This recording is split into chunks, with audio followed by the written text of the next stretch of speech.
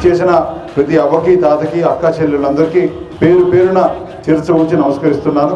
ఈరోజు మనం పెన్షన్ పంపిణీ కార్యక్రమంలో ఇక్కడ పాల్గొనడం నిజంగా నా అదృష్టంగా భావిస్తున్నా. ఎందుకంటే ఆ రోజు ముఖ్యమంత్రి జగన్మోహన్ రెడ్డి గారు ఇదే దారిలో అనుపల్లి నుంచి ఈ దారిలో మనకి పాదయాత్ర ప్రోగ్రాంలో ఇదే దారిలో వెళ్ళడం జరిగింది. పోయినప్పుడు అలా మాట ఇవ్వడం జరిగింది, పెన్షన్ మేము 3,000 రూపాయలు క్రమంగా తీసుకొని పోతామని చెప్పి. చాలా మంది ఆ రోజు విమర్శించారు కూడా, 3,000 రూపాయలు పెన్షన్ సాధ్యమవుతుందా, ఇవ్వచ్చా అని చెప్పి. అదే విధంగా చాలా మంది కూడా ఆ రోజు మాట్లాడినారు, ఇన్ని హామీలు ఇస్తున్నారు, ప్రతి ఇంటికి సుమారు 5 సంవత్సరాలు లెక్కిస్తే 2 లక్షల నుంచి 3 లక్షలు 4 లక్షలు కూడా ఇంటికి వస్తుంది, ఏ విధంగా కుదురుతుందని చెప్పి ఆ రోజు చాలా మంది నాయకులు విమర్శించడం జరిగింది.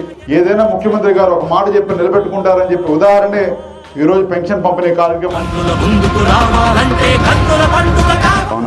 ప్రజల గుండెలో ప్రతిధ్వనించే ప్రత్యేక హోదా